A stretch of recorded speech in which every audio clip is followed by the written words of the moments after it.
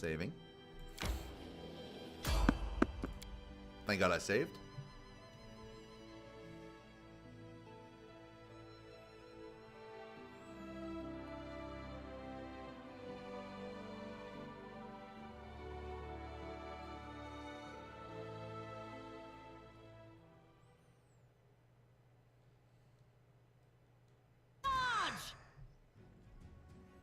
Oh, skeletons! Strike with all your might. And there's some behind us. Okay. Actually, you all will target that guy. Provoked.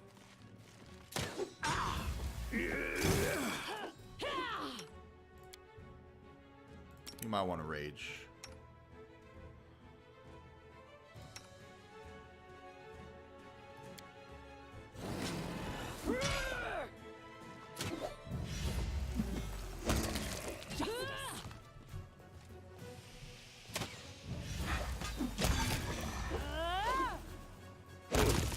Boom!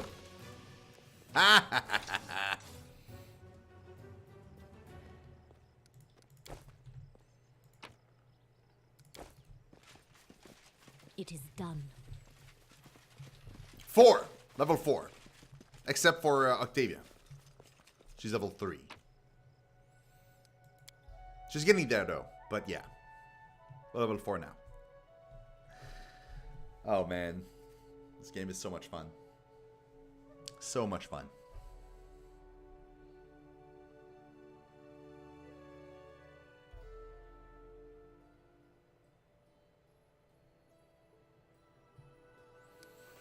Saving again.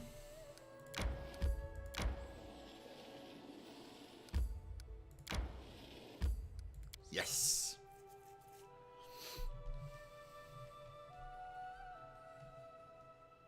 Oh yeah, although the skeletons should have been a harder fight. It's just because I'm getting used to them. Also, I'm level 4, so they're slightly under my level. But they were level, if I were level 3, this fight would have been a nightmare. Because these were champion skeletons, not really ones. It is done. At least I think they were champion skeletons. They look that way.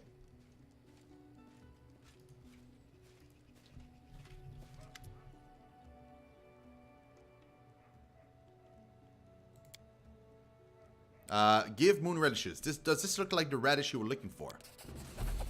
Yes! Yes, that's it! Hey, there's even more than I expected there. Thank you so much. Take this. You deserve it. Bucket's face brightens and he rubs his side in satisfaction. Would you buy more fangberries and moon radishes if I brought them? A sly smile spreads on Bucket's face. A glint in his eyes. Sorry, my friend, but after you took a walk through the cave, there's nary a spider left, so now it's safe enough for me to gather the berries myself, rather than pay someone else's any time. I need to cook dinner or make a potion. And that bucket of moon radishes will be plenty for me. For me to help Oleg for a long time to come, I mean. Why do you need moon radishes? Bucket blushes heavily and coughs into his fist. That's for Oleg. He sprained his back last summer, you see, tried to move a heavy chest all by himself. You can't even imagine the healing powers of these radishes. They make a great pain-killing ointment. Potent, exquisite.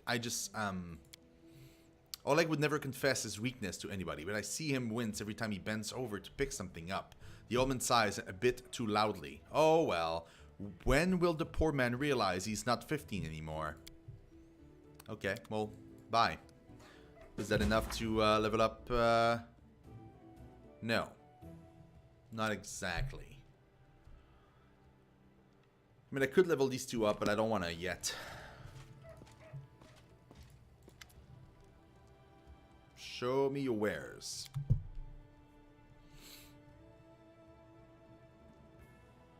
Yeah, somewhere in the middle of the map called the Old Sycamore. Yep, exactly. The big dungeon I was in, Hero, is in that location.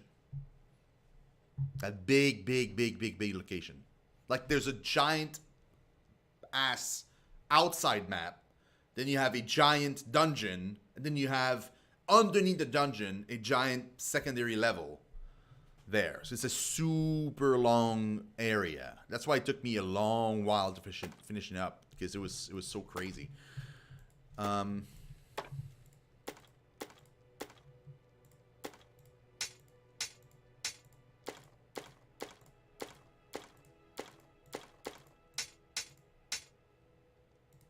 Nope.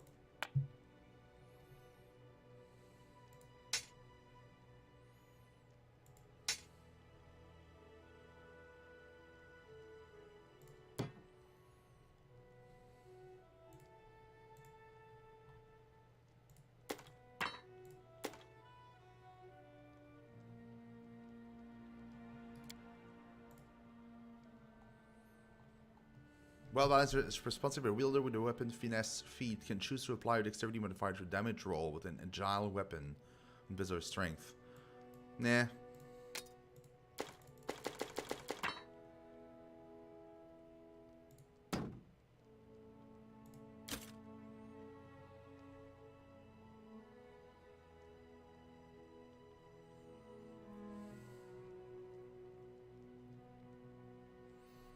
Yep. Everything else we keep.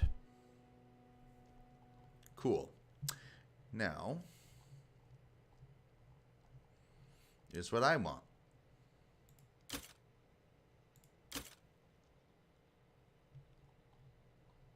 Two of these.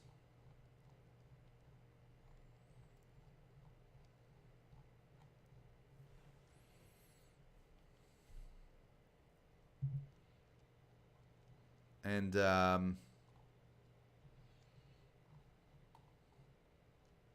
don't sell rations, do you? No. Yes, you do. Oh, they're pretty cheap, man. Oh, they're so cheap. They weigh a shit ton, though. But they're so cheap.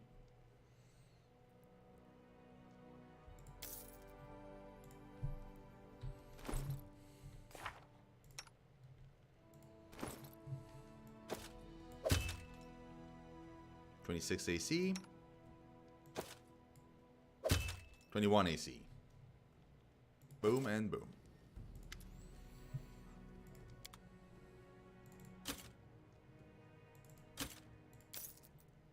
There we go. As if nothing happened. No stopping now. So, let's see. Amory, do you have anything new to add? Nope. Okay. Is there anybody here? Nope. Oh, that's where Jadal is. Cool. Let's talk with Valerie first. Does Valerie have anything new to say?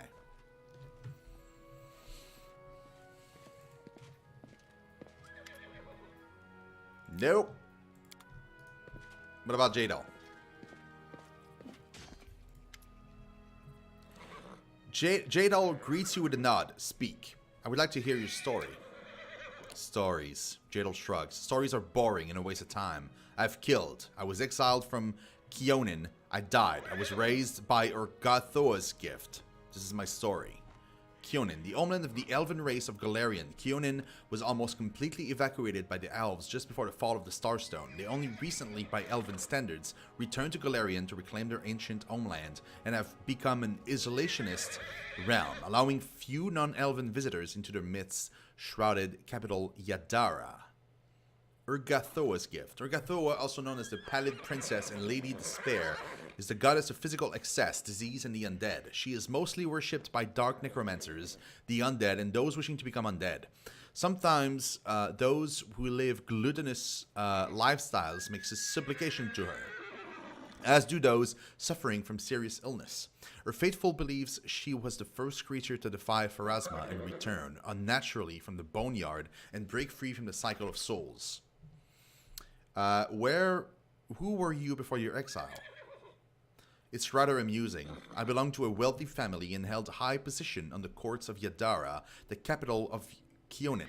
When my little wrongdoings were revealed, the trial was held in the very same court where I tried cases and delivered sentences over several hundred years. An awkward situation, don't you think? Yeah, because she's an inquisitor. Who did you kill and why? Family. 4. Jadal's voice is calm and ordinary, as if she's speaking of something trivial. But why is the most interesting question. What is the worth of 1,000 years if you cannot enjoy it like your first 10 dozen springs? The elf's voice sounds unusually vehement. Everyone considers elves ever young, but our youthfulness is but a mask, a threadbare ritual grown. What lies underneath? The dust of years and jaded repetition. With each year, the dust grows thicker, and erstwhile joys cease to exist and cloy as a dish you've tasted 1,000 times. Long did I search for a way to avert this fate. Thought I, who has truly tasted life, deserve a better lot than those benumbered old elves who close themselves to the world. And I found a way in the ancient texts of Urgathoa, a ritual involving the blood of my kin, a trifle that would make each day feel as a holiday, created especially for me. The ritual gave strength not only to my body but to my mind and my soul, and my mind whirled at every sensation, each sip of wine or silken caress. Oh, how I miss this. My cousin was the first I used for the ritual. It was a simple matter to pass her death as an unfortunate accident, but the enchantment would not last. I had to find another, and again conceal my trail. With the third death, my family grew suspicious, and upon the fourth, my deeds were finally revealed. Such a pity. If not for this, my unlife even now would overflow with burning pleasure, for I have dozens of useless relatives.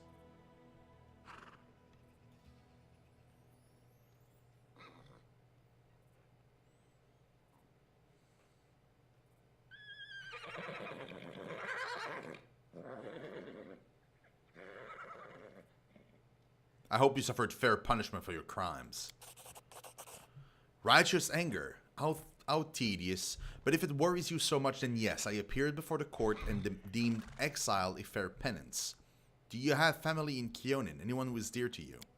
Do you mean someone I would hesitate to sacrifice? Perhaps my daughter. I would regret the wasted effort. The creature turned out quite well, like a properly trained dog or a well-managed horse. Man, she's terrible! Is exile your only punishment for murder? For an elf, Jadal says pointedly, exile is a serious punishment. There is no other Kionin in this world. Even I, who despise its hypocrisy, must admit as much. How did you die, and what happened after? Jadal frowns. I don't remember my death. I was stunned by the sentence of exile, and I admit I showed weakness. I wandered aimless, absorbed in despair, without concern for my safety or sustenance. And then I remembered desolate rocks, a stone I lay upon, a convulsion, passing not only through my whole body, but through my soul. Then I awakened, cold, calm, my body overwhelmed with strength, but haunted by a strange internal silence. There were bloody prints of bone feet on the stone next to me, the signs of the goddess. A battle site lay nearby. That was the first and last time I heard Urgathoa's voice. She spoke but 3 words. Hail the Inquisitor. That is all. She has neither addressed me nor answered my pleas ever since. I will not bother you with the story of how I tried to comprehend my new condition. Soon I had a chance to put my new powers to the test. A group of my kin tracked me through the woods. They were insolent and would pay dearly for this, but I had to reckon how I might free myself from their persistent chase. A powerful protector from among the short-lived could help me, and the Sword Lords seemed suitable. That is all. Tell me about your birthplace. I hope you do not ask from idle curiosity. Kionin is the birthplace of the elves. The other races are allowed to visit within reasonable limits, usually only as far as Greengold. That is the enclave for half-breeds and the short-lived, a whim of our queen.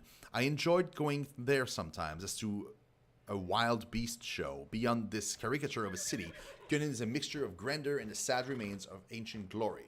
Greengold, the port city of Greengold is the second largest settlement in Kionin, and the only official entry point in the Elven Kingdom for non-elves. Situated on the lake Encarthen, it is a popular port of call for traders and diplomats. Greengold generally appears as any other human dockside settlement, except that trees grow in strange places throughout the yellow roofs on all the buildings makes the city quite distinct. Okay.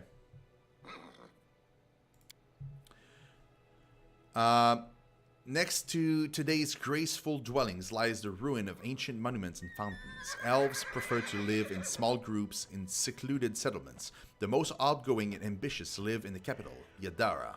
Daily life is filled with the efforts of 100-year-old infants seeking worthy goals and 1,000-year-old stony cynics entertaining themselves however they can. This is all. It's scarcely worth mentioning that even this gloom is far more tempting than anything one finds in the land of the short-lived. What is it like to be undead? Do you wish to know what it means to me personally, or what powers and limitations it imposes? Do you regret not being alive anymore?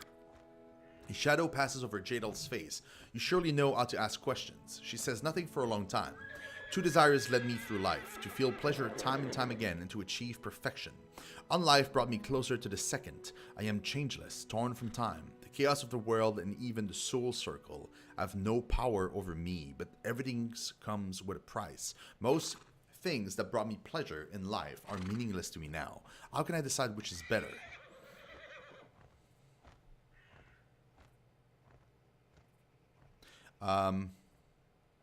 There's no purpose in living only for yourself. It makes life and unlife equally senseless. Agreed. Jadal yawns pointedly. How do healing spells, prayers, and potions affect you?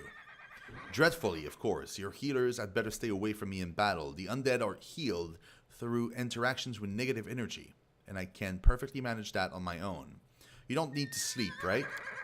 I am spared from that bothersome need, but I hope you do not take this as a reason to invent additional responsibilities to entertain me during the night. I spend this time meditating and addressing the goddess. What about, carnal pleasure?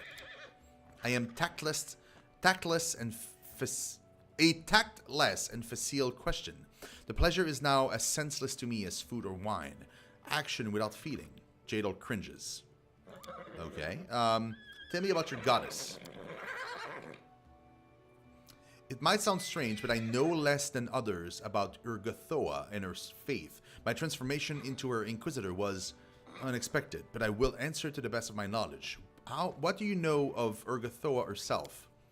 Oh, certainly. Urgathoa was once a mortal woman, basking in life and all the pleasures it had to offer. Her passion was so strong that Urgathoa rebelled against Pharasma, against death itself and its laws. After her own death, she escaped the power of the Lady of Graves and returned to the world as a goddess, and the first undead. Since then, she has protected all who submit their souls to pleasure and passion, paying no heed to worn-out mortals and the dictates of law. What does it mean to be an Inquisitor of Urgathoa? This question is more complicated than it seems. An Inquisitor is by nature the most zealous defender of their faith, the end of their goddess in mundane affairs. When I received this title and power, I expected that Urgathoa would tell me my mission, but this never happened. The goddess remained silent. There's only one reasonable explanation I can imagine. Discovering what's expected of me is part of my mission, so I reflect on this, make my prayer, and wait for a sign. Does Urgathoa feud with the other gods? Not Urgathoa, but Pharasma still tries to call her to order and Serenray to heal her. Jadal laughs at the absurdity. What does Urgathoa require of her followers? To enjoy, to taste exquisite dishes, to feel the lover's caress, and drink the enemy's suffering. A wonderful religious obligation, isn't it? Why is the cult of Urgathoa forbidden in much of Golarion? Because Golarion is plagued by narrow-minded cowards. Some tremble at the freedom granted by Urgathoa. Others fear the wrath of Pharasma and her priests. Okay. What made you follow me? Curiosity. The need for a reliable ally. You see, I must come to understand what my god seeks from me. Urgathoa gave me the powers of Inquisitors without declaring her will to me. I await a reply. Any hint of trace or clue.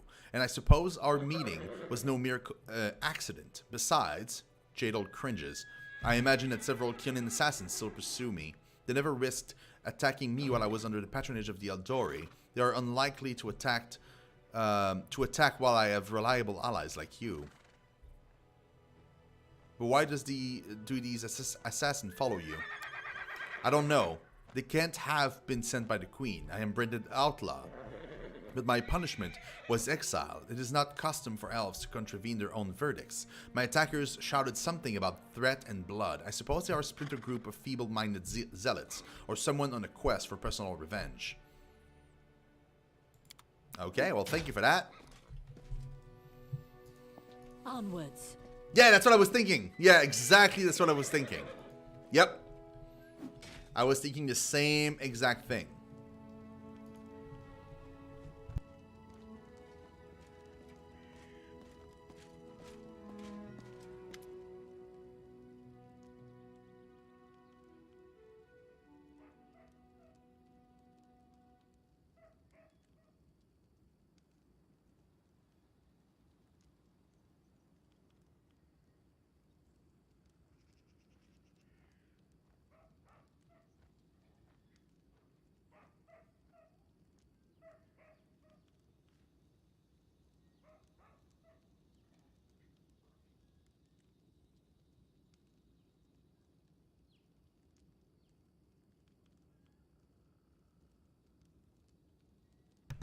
Okay, so he doesn't have anything else to say. March on. Interesting.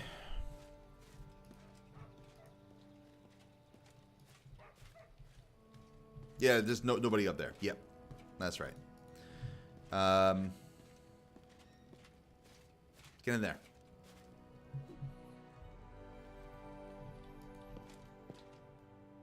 I wonder if she can continue her story.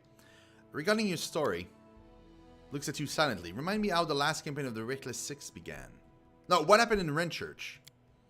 The elf shakes her head. I have no wish to fill your sleep with nightmares. When you prove that you can stand firm in battle, so we still are not high enough level to continue this question.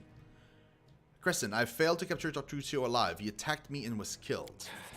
Well, this is not the best outcome, but I think it will be good enough for Jamandi. Take this as a reward for your help. I'll send word to Restov and let them consider how they might return the favor. Once again, I thank you for your help. I'll remain here until my men recover from their wounds. Meanwhile, we'll help guard the trading post and fight off any bandits should they return. Good luck in all your plans and endeavors. My pleasure, bro. Also, I'll take that extra money. Anything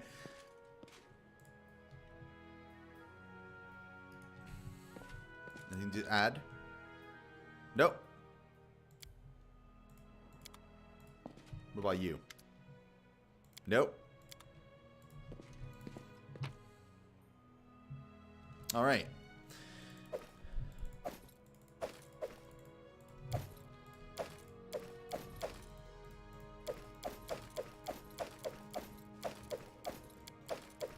I now just realized that this ring gives AC +1. We'll keep it. We'll give it to somebody in group.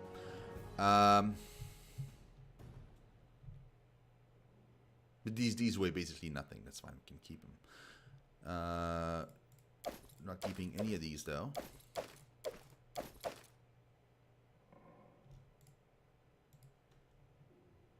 By type, right? So this is all the food, citron. That's food. That is not food. Fowl. Definitely food.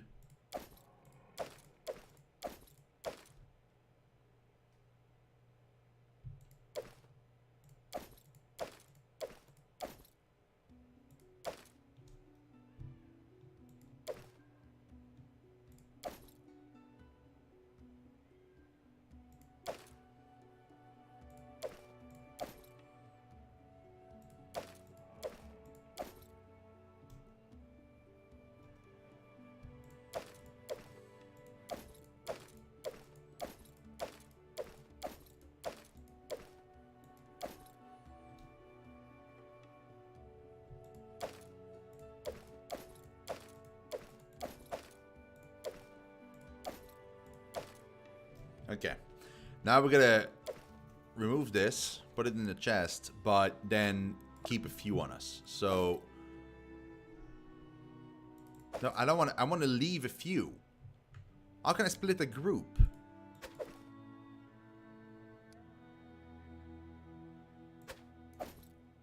How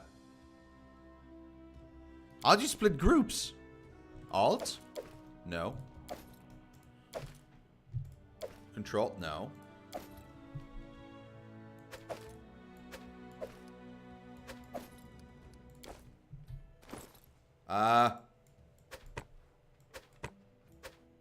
This doesn't suit me. Oh, split. Okay. I'm gonna keep... We're 6, right? So I want to keep like 24, is it? It's gonna be too heavy? Probably gonna be too heavy. We'll see. It's 250 right away. No. You know what? Now. Let's keep 12.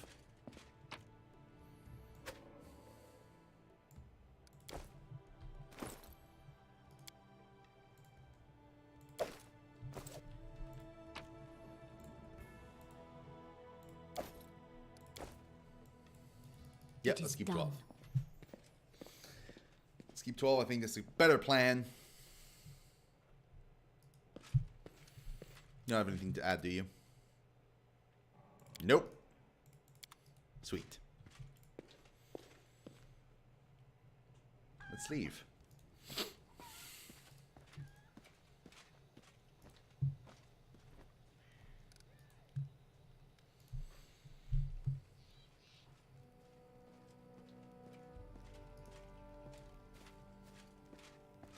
Okay, so save. 27 days.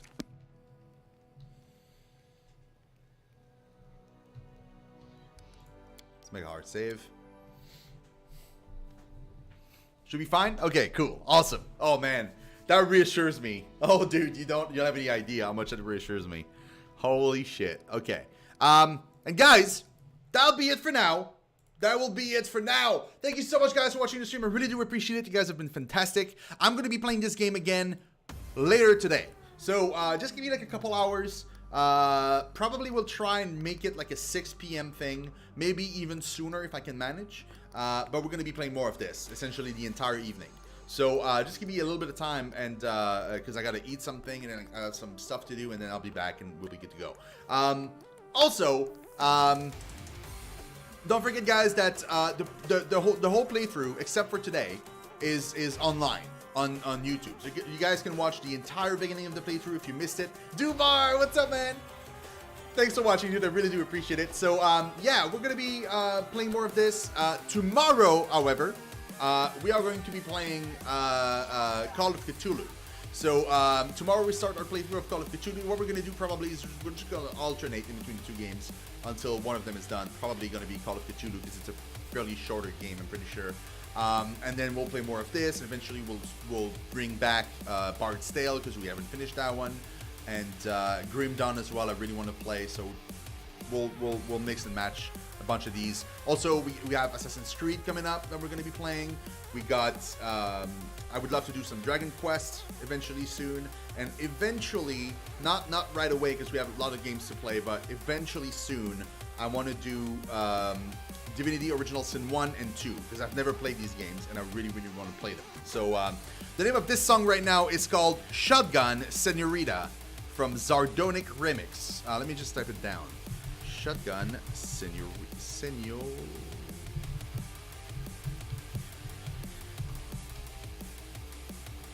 There we go. That's the name. So guys, we'll see you very soon. Make that the 6 p.m., but it might be sooner. But I'll aim for 6 p.m. Love your faces. Thank you for watching the stream. Thank you for all the follows, guys. You guys have been amazing, and I will be back very soon. So about in 2 hours and 45 minutes for more of Pathfinder. So yeah, see you guys then. Bye-bye, guys.